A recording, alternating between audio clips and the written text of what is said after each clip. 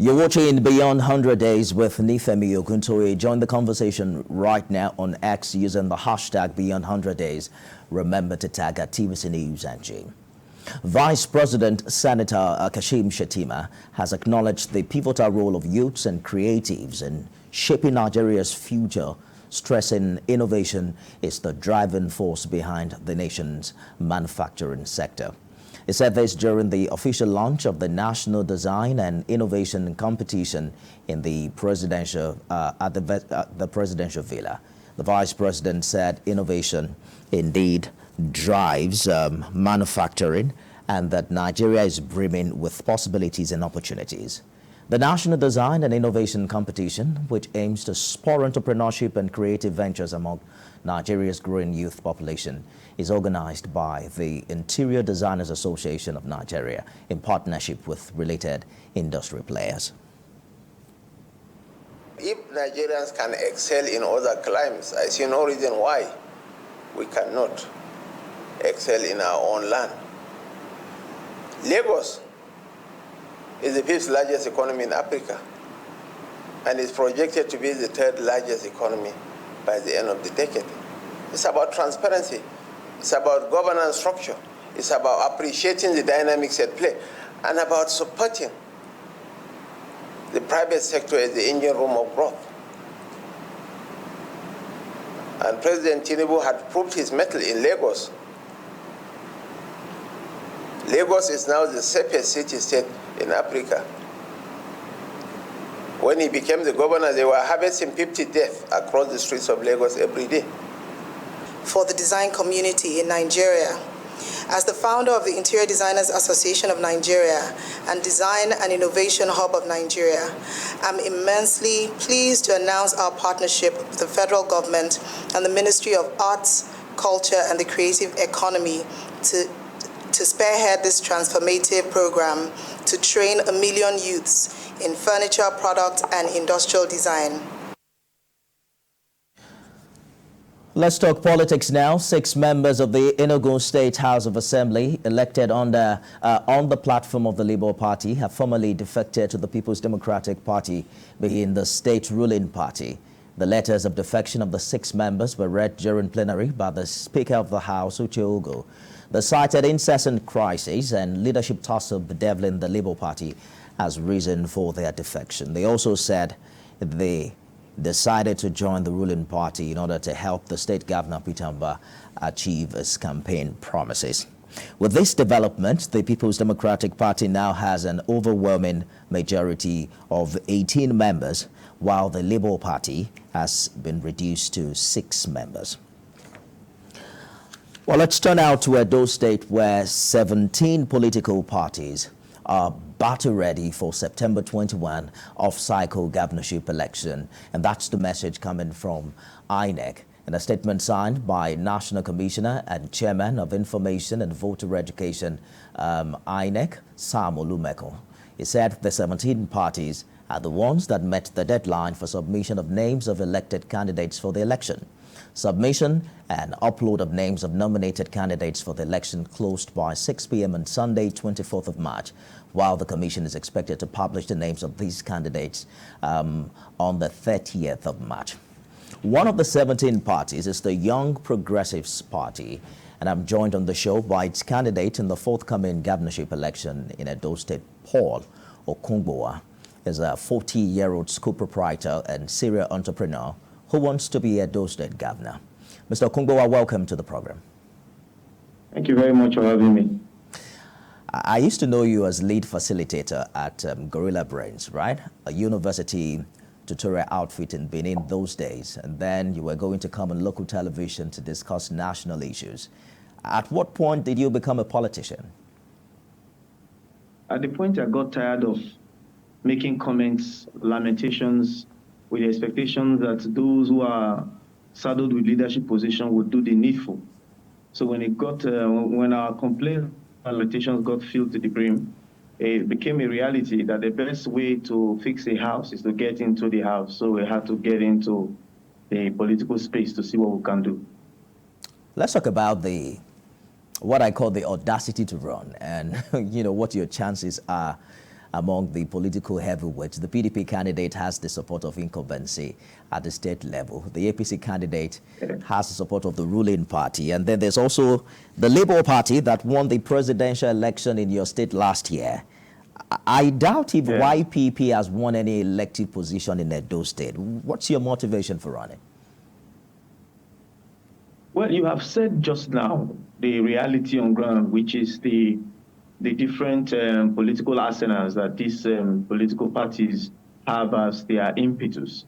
But you see, what we have as our impetus is the people.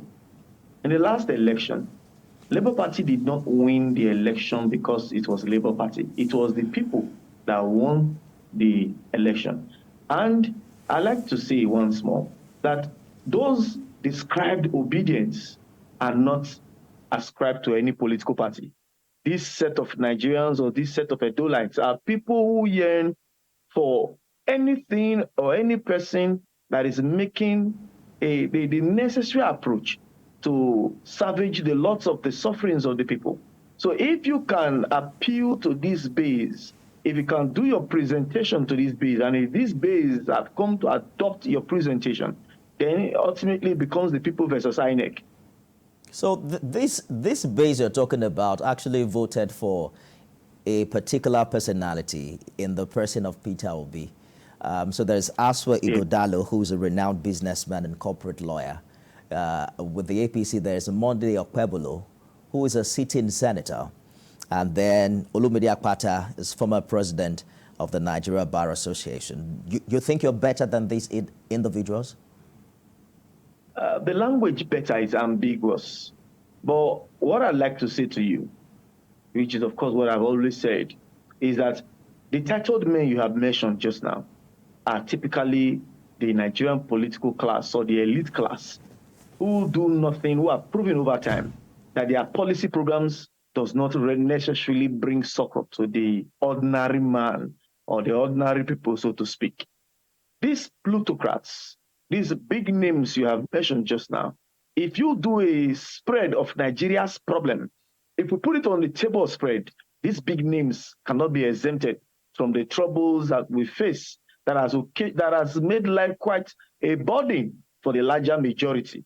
Our hope is, for the first time, we want to create a campaign that is issue-based, because ab initio, all you hear is your father is this, you are this one stole money, that one stole money. None of this political class are actually giving a clear-cut agenda in a manifesto that is not enraptured with beautiful English, but a manifesto that the people can hear you speak about. And then they can fathom within their thought process that these things that are said just now, if driven by government policies, can actually make life better. And this is, most of all, our joy, that we carry the natural requisite skill to communicate our agenda with the people. The people will make the decision eventually. If they want a continuation of the names that are larger than them, same names that have plundered them into hardship, then it's all good. But if the people listen to a common man's mandate, such as the one that we have crafted to the people, and I believe the time has come where the common man begin to look inwards. Looking inwards now means sit down, listen, take a thorough listening to what these people are saying, and then factor within your cerebral cortex which of these things can be implemented by government policy. Ours is just a people-oriented program. So it sounds like you're saying, unlike these other three individuals, you're not a part of the establishment. But has it always been that bad in Edo State? Because you're a school owner, you own a restaurant and lounge. I mean, I have a long list of your businesses here. You are an employer of over 430 staff members, whom you say are currently earning more than the minimum wage. These other individuals you've talked about who have been in government must have created an enabling environment for your businesses to thrive. Do you agree? No, I do not agree, Mr. Nifemi. As a matter of truth, the ruling party in my state has necessarily they've plundered businesses and SMEs with taxes, multiple taxation, and senseless taxes. And I have not seen a government that has direct and intentional policy to thriving business owners who have created employment for other persons as a way of buffering. When we got through what we went through in the course of the 2019 corona and the post-corona, ask, has any government, was the government of the day ever intentional to ask business owners for a forum, or were there government grants that were given as buffers to resuscitate businesses that were collapsed occasioned by the corona shutdown? No.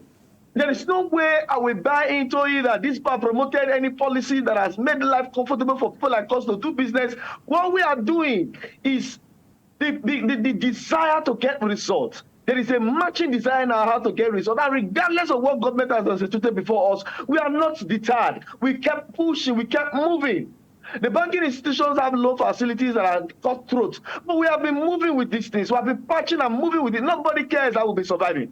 That's for the state government, in which I can also now finger their candidates who have said it was chairman economic team for the past 7 years. If you're chairman economic team for the past 7 years, then you should have really accentuated policies where businesses in the post-corona era would say today, were it not for a those state government, would have been in complete shambles. Or is it the one who is a senator? I want to hear his bill. The bill he has moved in the upper chambers, the bill that has made life better today. I want to hear the bill he has moved. I'm not interested in the rubber of rice he has shared in his constituency. That is bad politics. All right. Mr. Kumbo, how they change the hungry men and women to them. We're going to hear from them when campaign begins, and I'm sure that they too, would have a long list of what they have done for their people.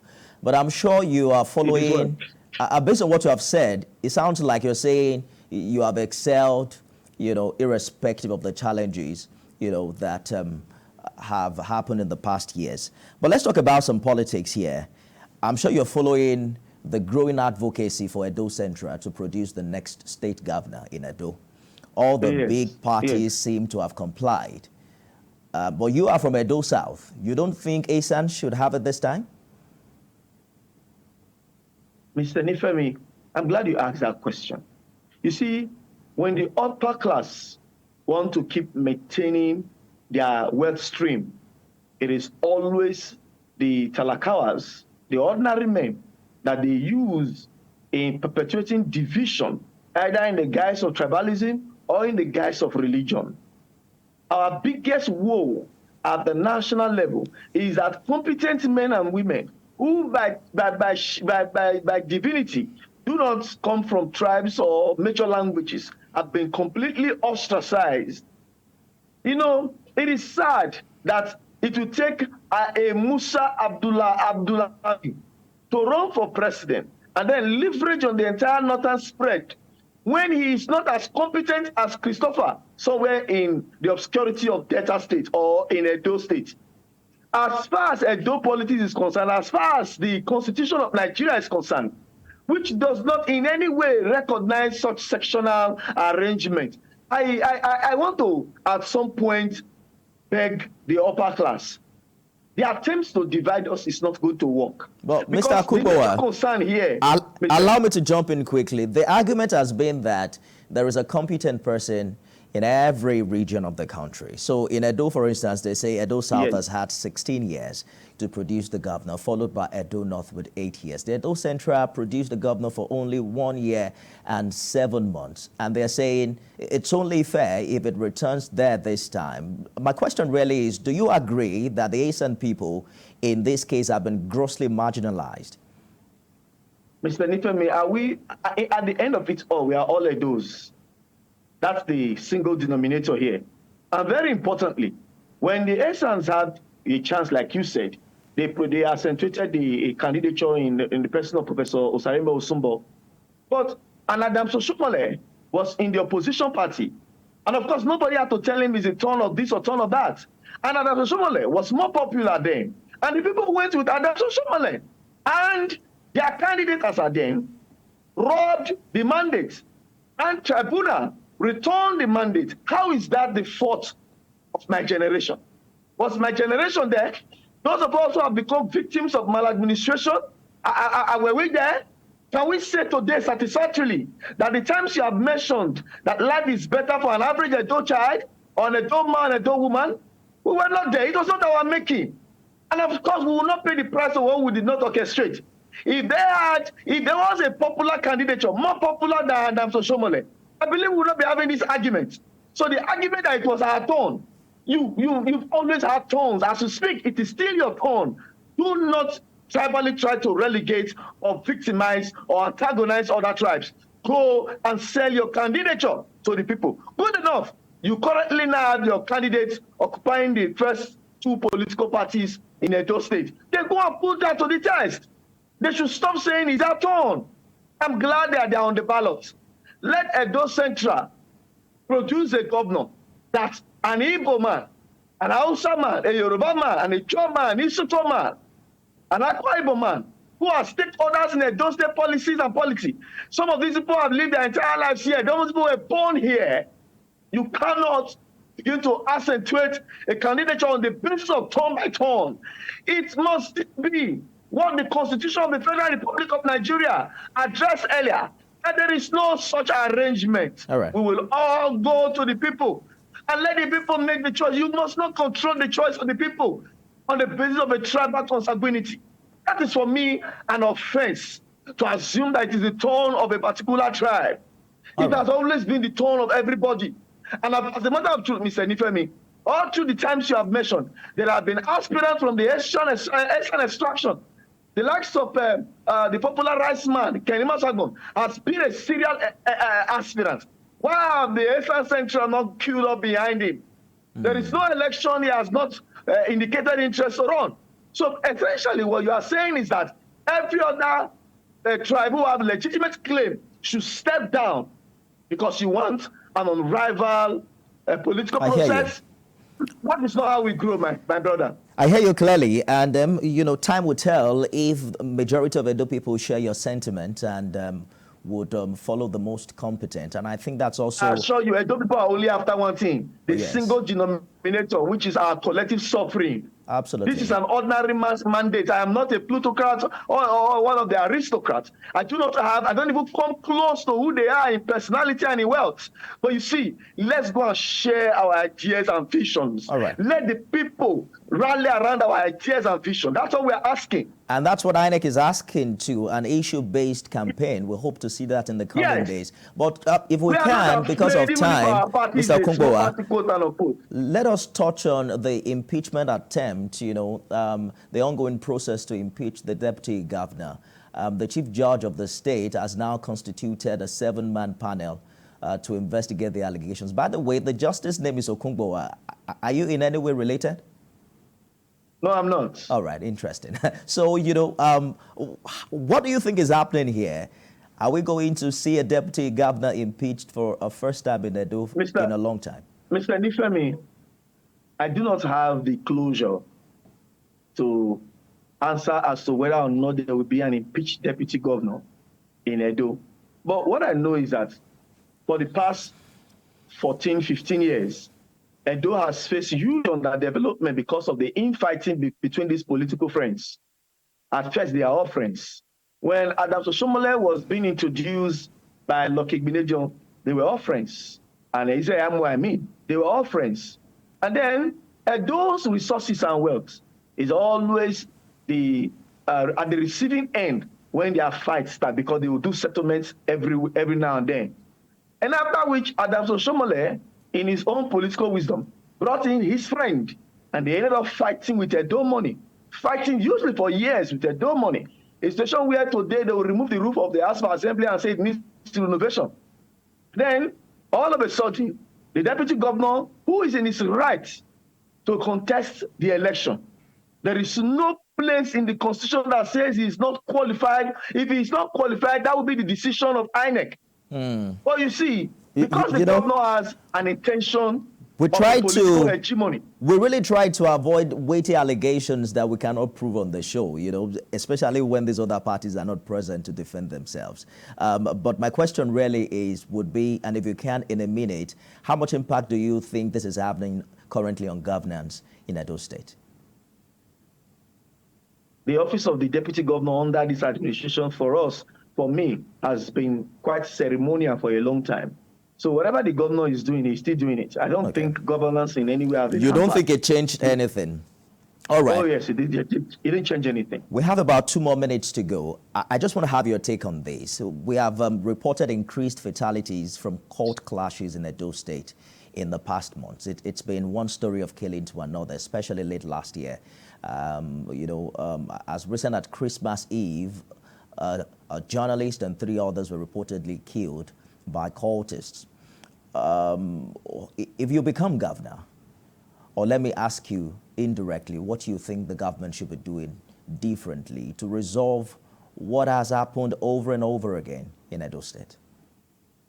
Mr. Miffel, I want to quickly quote an administrator in Nigeria who said that when insurgents persist beyond 24 hours, you know there are people behind it, and those people are Muslim governments. Cultism for me, my understanding has been that I have no problem with brotherhood, but I have a problem with cultism, which has cascaded into senseless killings and witch hunting. But you see, these cult groups have patrons, they have supporters. And most of these patrons use them during electionary period. And after which, the chunk size who are often left uncompensated, they keep the oppressive tendencies up. And the court killing in Edo, there is no way the chief executive officer of Edo State, who is the governor of Edo State, cannot tell me that if it means to settle the issues of court confraternal clashes that cascade into killing, if you cannot settle that, because these people are not faceless, they are not faceless. If you cannot settle that, then I mean, maybe one way or another, there are a political class, or the push, or those who use them for whatever it is they use them for, that has, of course, given a long stay to the existence of this senseless killing. Otherwise, it should have long been abolished. We're going to continue this conversation subsequently. I've been speaking with Paul Okungbowa, who is the YPP governorship candidate in Edo State. We wish you all the best, and thank you for joining us. Thank you. That's our show today, everyone. You can watch it again at midnight and at 6 a.m. tomorrow. I am Nifemi Oguntoye.